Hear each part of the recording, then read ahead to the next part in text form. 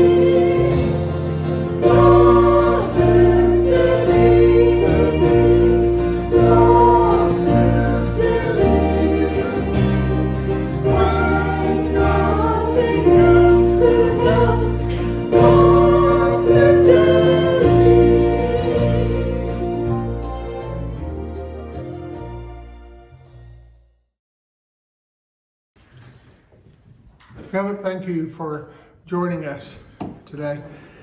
And thank you for all of you who were singing with us or moving with us. If you happen to notice, all of us were moving in one way, form, or fashion, I think.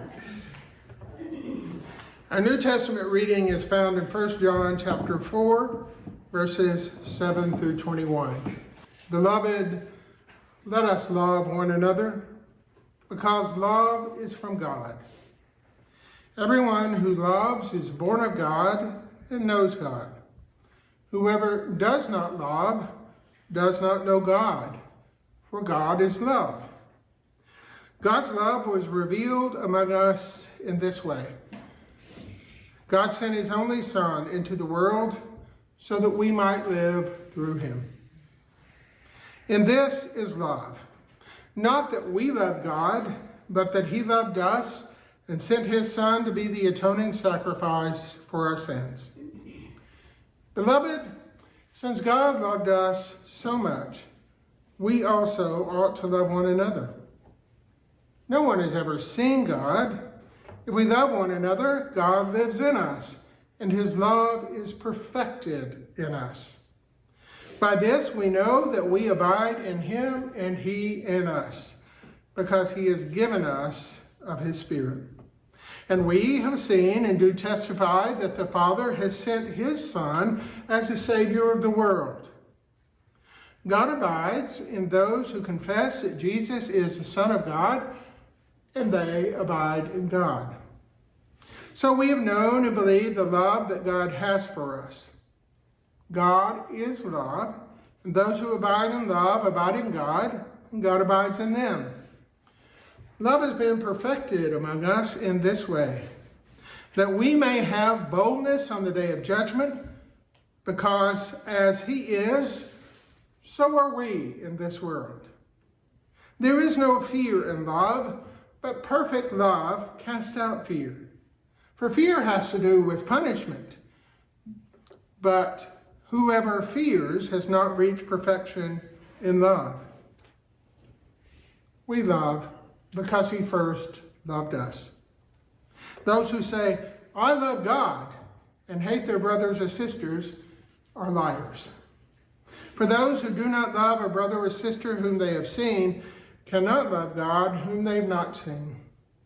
The commandment we have from them is this: those who love God must love their brothers and sisters also.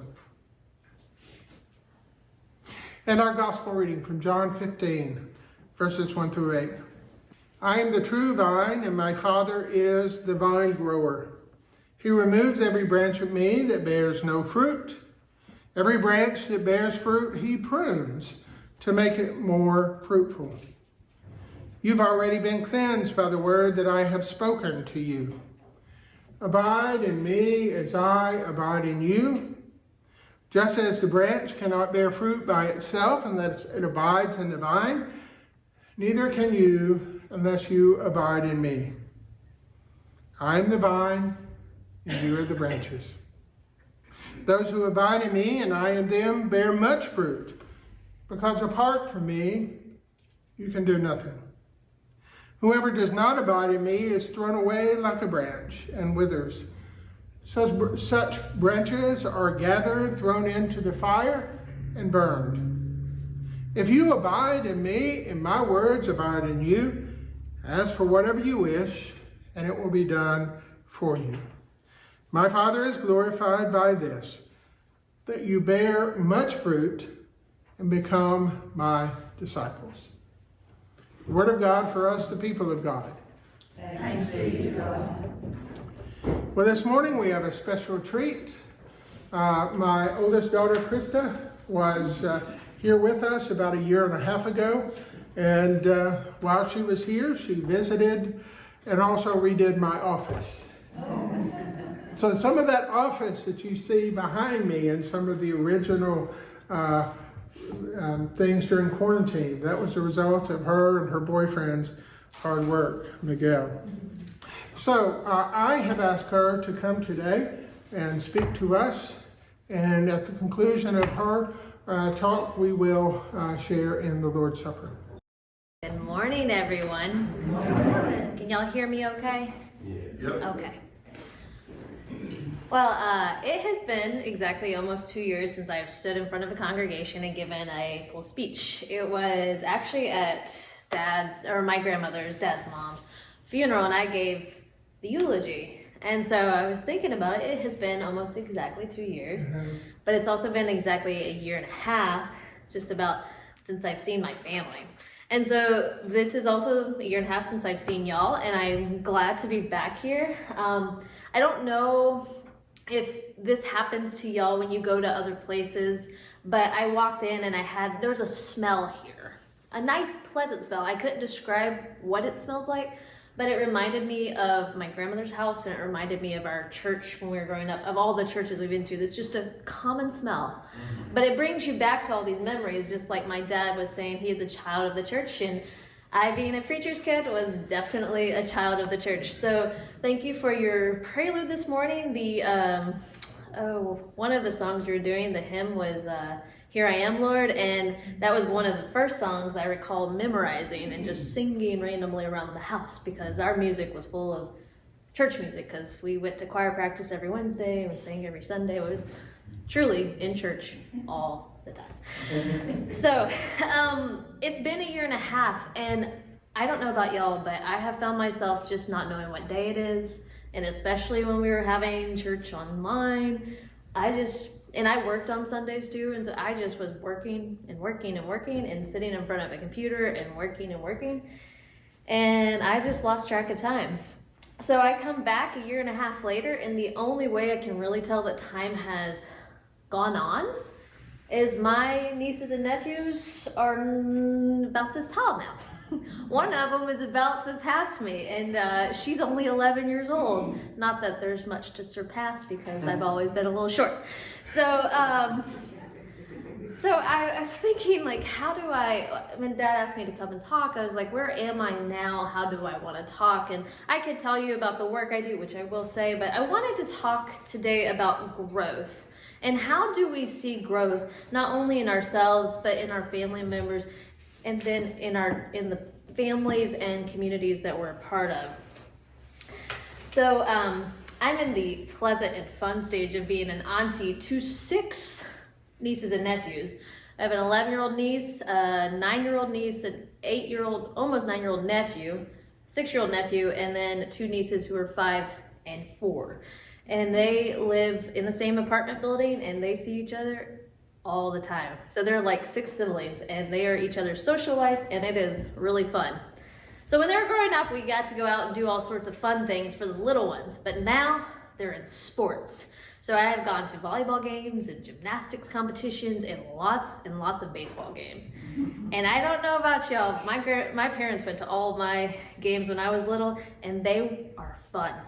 They're fun to watch, and it's really gratifying to watch them grow. So they're growing in maturity. My 11-year-old niece is just volunteering to help out. I was at the self-checkout line the other day with her at the grocery store, and she just started scanning those things for me. Didn't even ask her to help. The day Mom had she was starting that next round of drugs, the one that was giving her nausea. Oh, she had all 6 kids that day. Was not fun, and smell was making her not feel good and wanting to dry heave, and the dog was having some accidents in the house. Not a fun day, but my 11-year-old niece stepped up to the plate and started cleaning things up, made lunch, helping out Nana. It's nice to see that maturity. You see their growth in personality. The 8 and 9-year-olds, they are literally a month apart. So we're literally in the 1 month where they are just a month apart.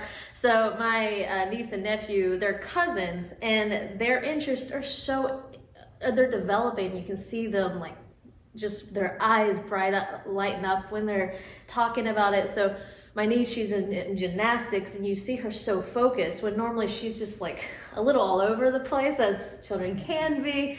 She's really focused in gymnastics, and you see how much fun and passion they're taking on. And my nephew is in baseball. I'm going to be telling you a story about him later, but he loves baseball, and it's so cool to see.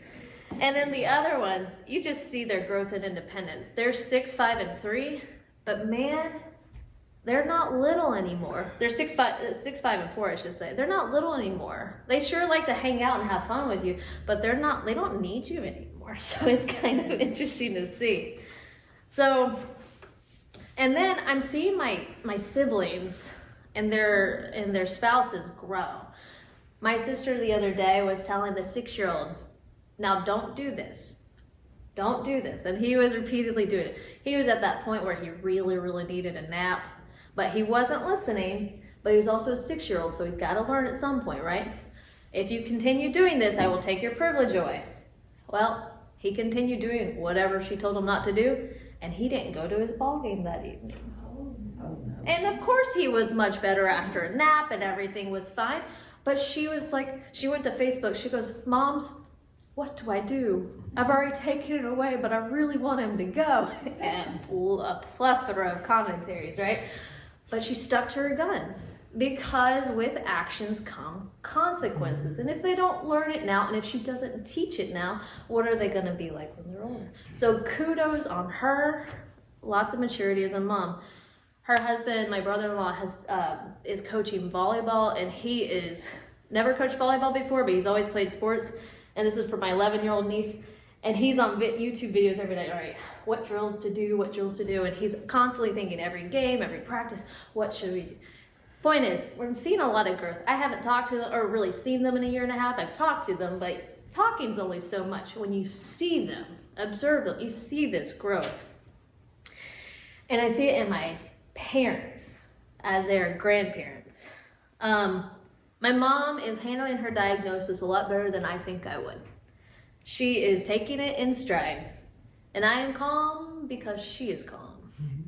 So both of my, in Spanish, when you are over 60, you have entered something they call the tercer edad, the third age. So your first age is up to 30, then there's the 30s, the 60s, the second age, and then the third age is the 60 and above. And my parents are both entering this with grace. Both of them are growing into a wise and maturity that I can only hope to have, and I would like to have sooner rather than later. Gray hair or balding hair alike. It comes those signs. After a year and a half of not seeing them, you notice these changes more. And so it's been on my mind a lot lately, and we can't control what's to come, but we can perhaps be ready for what is to come. How? Through growth. Now, what is growth? We can see it so easily in children. Babies born, by 3 months they're growing. You can see they're changing in their clothes every 3 to 6 months, and it's just fun.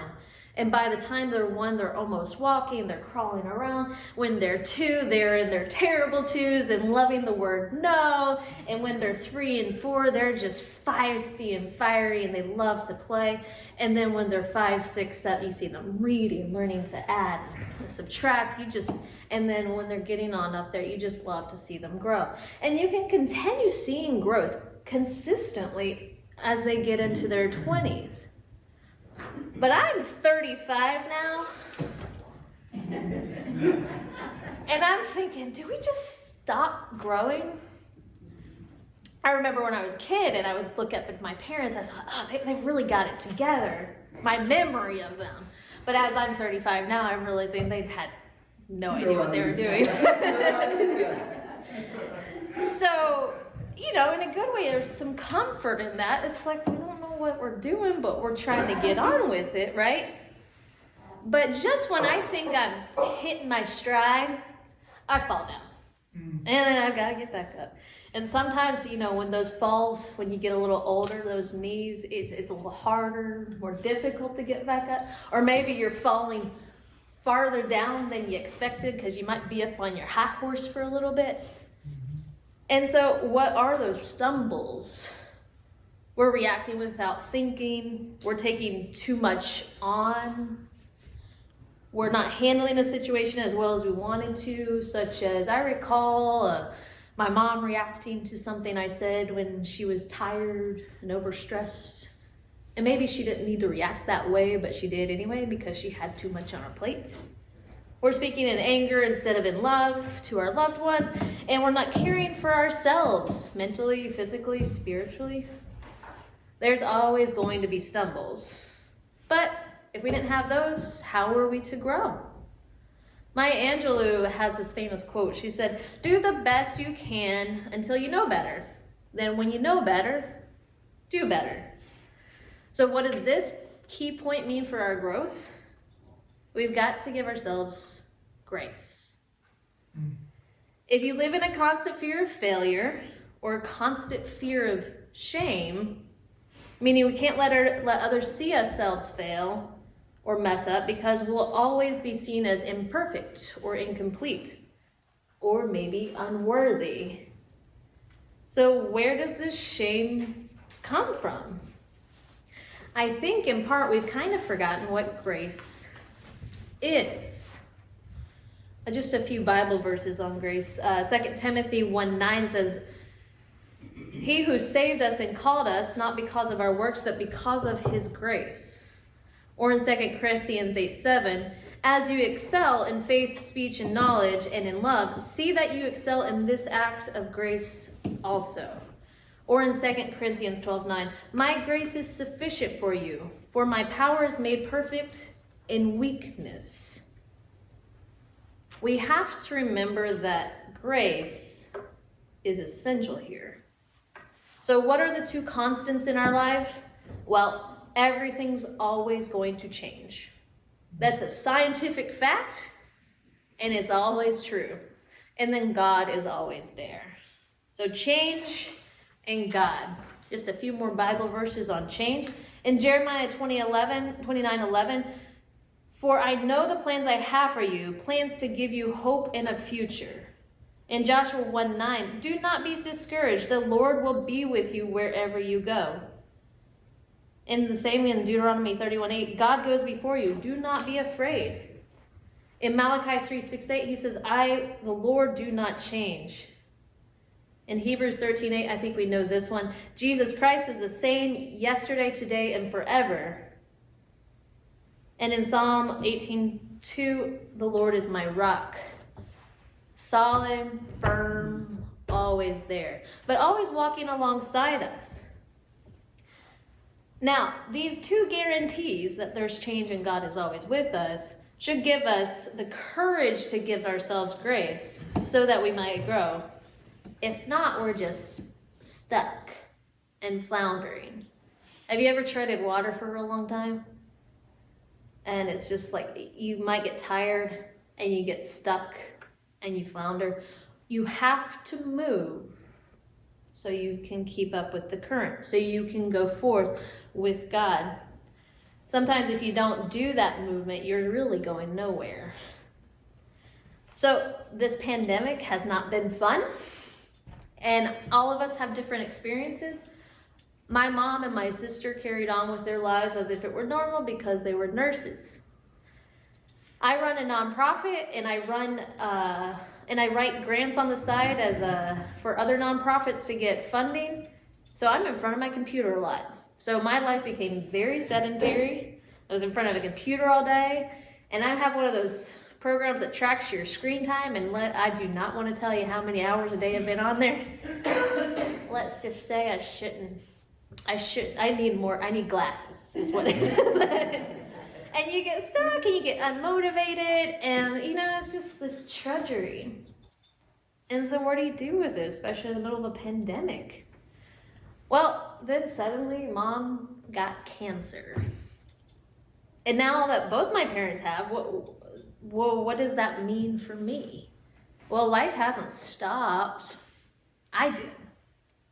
I wasn't doing the work to do the mental, physical, and spiritual work that I needed to do to make sure that I was keeping up with the change of life and recognizing that God was constantly there. So I searched deeper. So much of both of my parents are in me, but I had still so much to learn. Still have so much to learn. One thing I asked myself, how does Mom react so well to her diagnosis? What about it made her come more alive?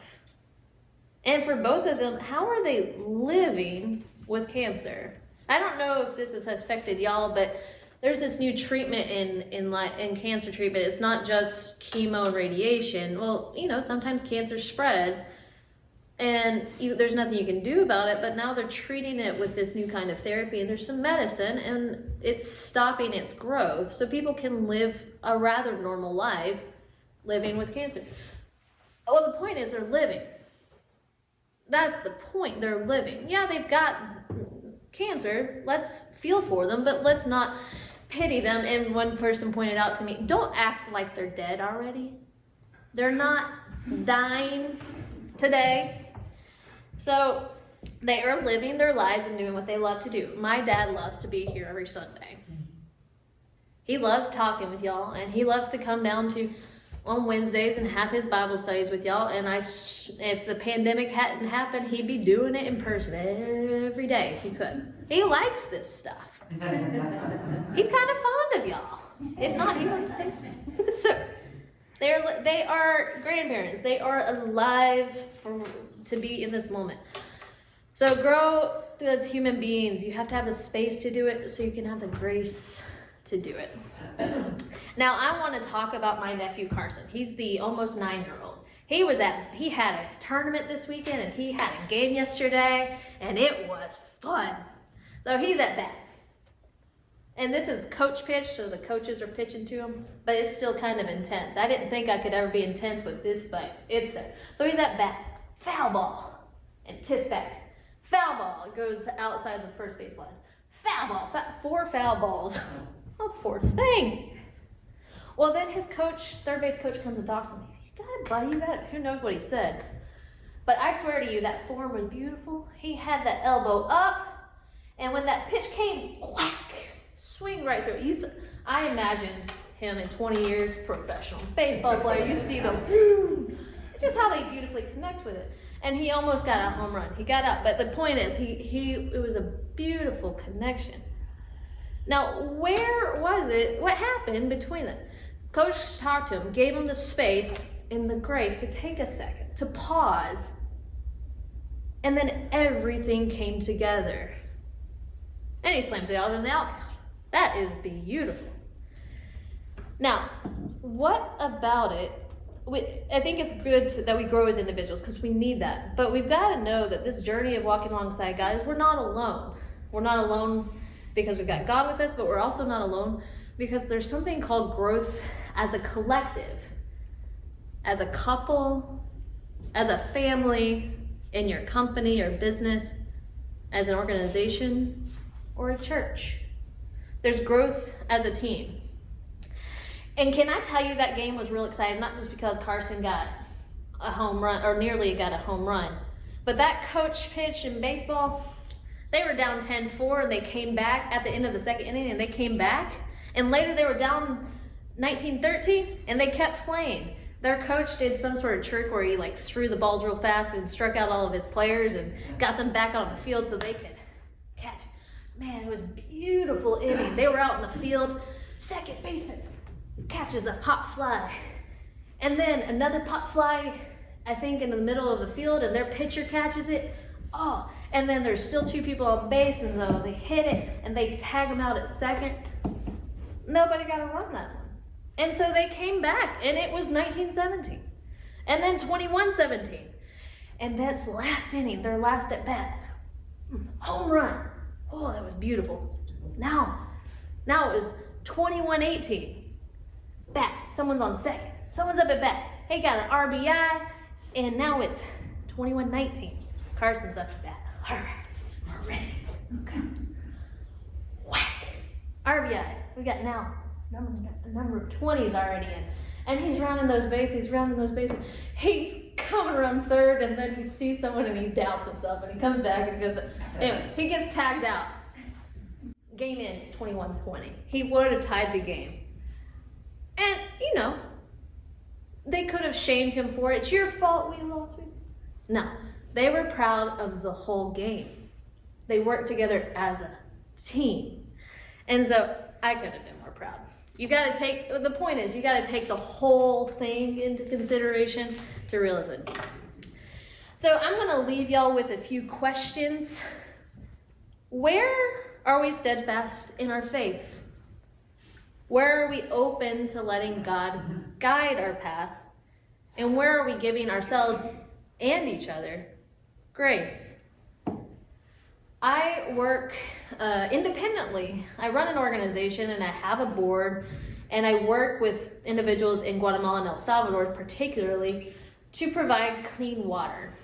Now, we are not the life-saving solution. We are not there to gallantly come in on our horse and say, I'll save you from the fire-breathing dragon. No, we're a little bit more subtle than that. We've got a tool, which is a purifier, which maybe Dad will bring one day and show you. And that purifier gets installed in schools. And when people have access to this purifier, they have clean water. Okay, well, what's the big deal? We all have water. Well, down there, the water is contaminated, mostly with E. coli.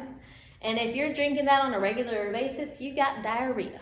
And let's just say it is not fun. We have all had it, but not regularly. And when you regularly have diarrhea, there's about a good week where you don't feel good. And if it gets real bad, you got to go to the doctor, and that costs money. And when you don't have a car, as most of these people don't, they have to pay transportation to get down there.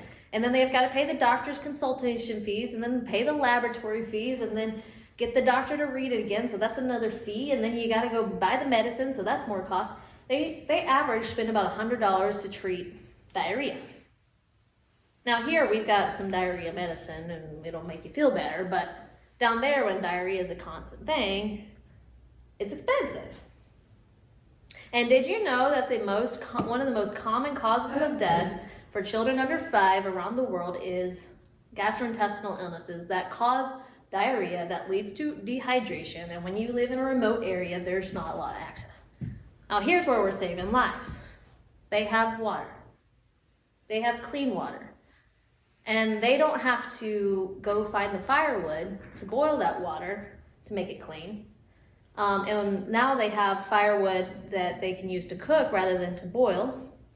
And I mentioned firewood because firewood is the common fuel in Guatemala, and that firewood is what they use to boil the water.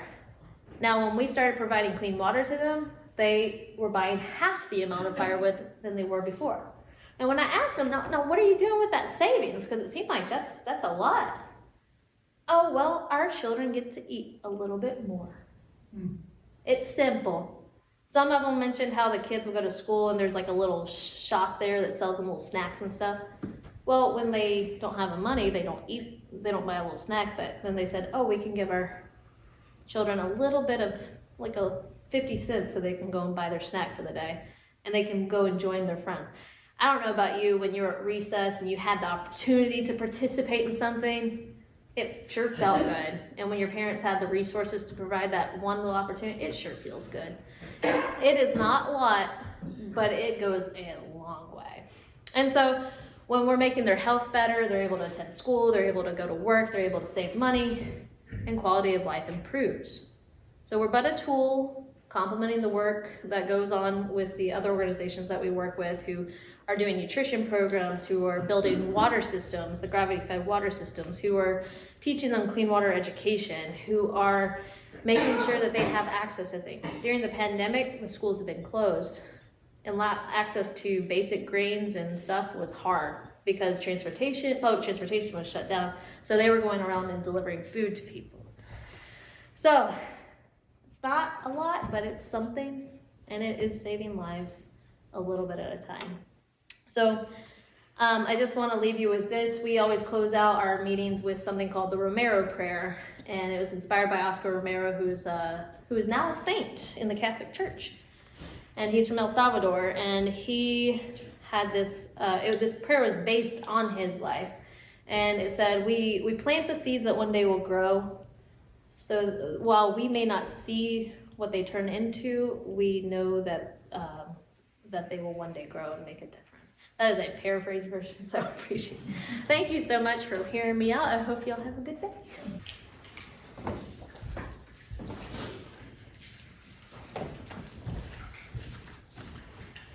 Hear now this benediction. And now to the one who abides in us, as we abide in him. To the one who loves us with a tender mercy that keeps us. To the one who prunes us so that we may grow exponentially. To this gracious and loving Savior, Jesus Christ, through whom all things can be accomplished, and through whom the prayers of all people in all stations of life are answered. To him we give thanks and praise, always and evermore. Amen. Go in peace.